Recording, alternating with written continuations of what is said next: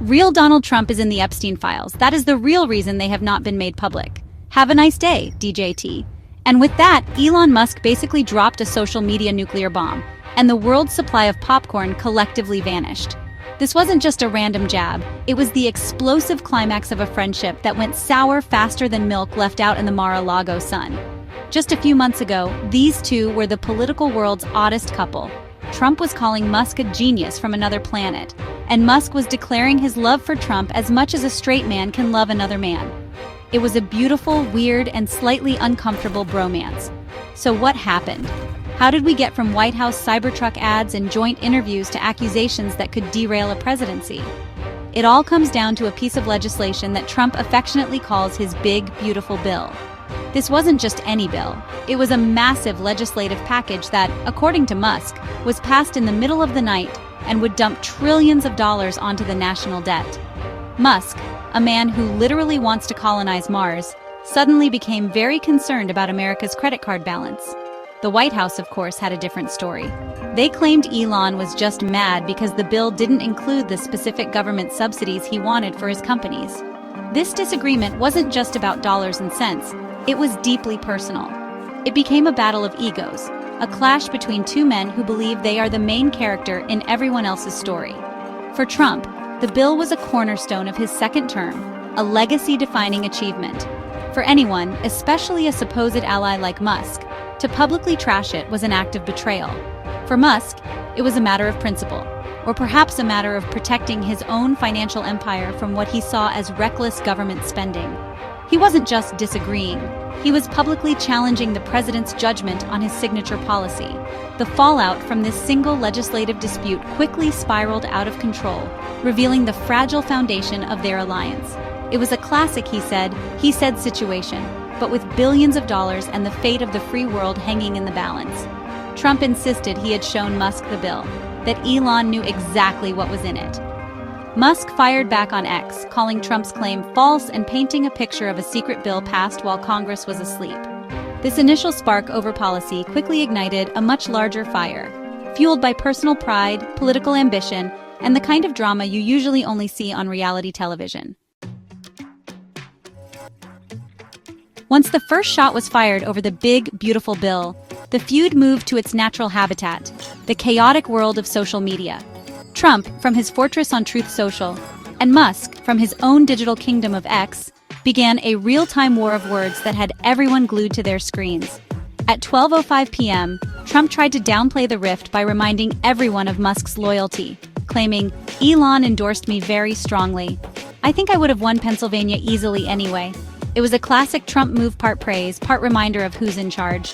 But this time, the genius from another planet wasn't having it. Musk's response was swift and brutal. At 12:46 p.m., he shot back with a tweet dripping in sarcasm and self-importance. "Without me, Trump would have lost the election, Dems would control the House, and the Republicans would be 51-49 in the Senate. Such ingratitude. Forget policy debates. This was now a fight over who was more responsible for the current state of American politics." It was like watching two billionaires argue over who gets credit for the group project. The public and the media went wild, with every refresh of the page bringing a new, more outrageous claim. Feeling the heat, Trump escalated, accusing Musk of having a bad case of Trump derangement syndrome. He then claimed he had actually fired Musk from his unofficial advisory role because his act was wearing thin, especially after Trump took away a TV mandate that forced everyone to buy electric cars. This was a direct shot at Musk's wallet and his ego. Musk's reply was simple, devastating, and very on-brand. "It's an obvious lie. So sad." He even endorsed a post suggesting Trump should be impeached and replaced by his own vice president, J.D. Vance.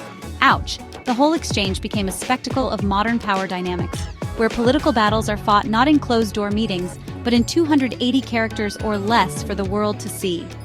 News channels broke into regular programming to provide live updates, and Silicon Valley investors started nervously checking their portfolios. Even inside the White House, the feud caused chaos, particularly for the Washington power couple Stephen and Katie Miller. Stephen is Trump's aide, but his wife Katie had recently left the White House to work for Musk. Talk about an awkward dinner conversation. Just when we thought the drama had peaked, the argument went from a war of words to a high-stakes game of chicken with the American economy and space program. At 2:37 p.m., Trump unleashed his ultimate threat. He posted on Truth Social that the easiest way to save money in our budget, billions and billions of dollars, is to terminate Elon's governmental subsidies and contracts. This wasn't just an insult, it was a direct threat to Musk's empire, which relies on a reported $38 billion in government funding for companies like SpaceX, Tesla, and the Boring Company. Trump was threatening to turn off the money tap. Musk's reaction was not to back down, but to raise the stakes to an astronomical level. He responded with the now infamous Epstein Files allegation, a conspiracy theory so explosive it made the contract threat seem tame. But he didn't stop there. In response to Trump's threat to his contracts, Musk declared, "In light of the president's statement about cancellation of my government contracts, SpaceX will begin decommissioning its Dragon spacecraft immediately." This was a jaw-dropping move. The Dragon spacecraft is the only American vehicle capable of bringing U.S. astronauts home from the International Space Station. Musk was essentially threatening to leave American astronauts stranded in orbit. This was the moment the feud transcended politics and became a genuine national security concern. Suddenly, NASA officials were in emergency meetings, and the world was watching to see who would blink first. Would Trump really risk America's leadership in space exploration to win an argument on social media? Would Musk actually abandon American heroes in orbit to prove a point? The White House press secretary, Carolyn Leavitt, tried to dismiss Musk's Epstein claim as just an unfortunate episode from a disgruntled businessman, but the damage was done. The threat had been made. The standoff represented the most dramatic point in their public fallout. It was a clash of two titans who had both, in their own ways, become too powerful to be easily controlled. Trump wielded the power of the presidency with the ability to cripple a massive corporation with the stroke of a pen. Musk wielded the power of innovation, holding a critical piece of America's technological infrastructure hostage. The public was left to wonder if this was all a bluff, or if they were witnessing a genuine crisis unfolding in real time, fueled by little more than pure, unfiltered ego. So here we are, on June 9th, 2025, sifting through the wreckage of what was once a formidable alliance. This epic feud between Donald Trump and Elon Musk is more than just a celebrity catfight. It's a powerful lesson in how modern conflicts are waged. We've seen how a disagreement over a bill can escalate into threats against the national economy and even our astronauts in space. The core of the conflict was a perfect storm of business interests, political maneuvering, and two colossal egos refusing to give an inch. From accusations of Trump derangement syndrome to the bombshell Epstein Files claim, this saga had it all. For both men, the fallout is significant. Trump, who thrives on loyalty, has been publicly betrayed by one of his most high-profile supporters, raising questions about his ability to manage key relationships. Musk, who has carefully built an image as a disruptive but indispensable innovator, now looks volatile and willing to weaponize his companies in a personal spat. The tech industry and GOP insiders are now in an awkward position, forced to watch from the sidelines or worse, choose a side between the President of the United States and the man who controls their internet and their ride to space. This public spectacle says something profound about our current moment. It shows how centralized power has become, not just in government, but in the hands of a few tech billionaires. When these two forces collide, the shockwaves are felt by everyone. The lines between a personal grudge and national policy become terrifyingly blurred.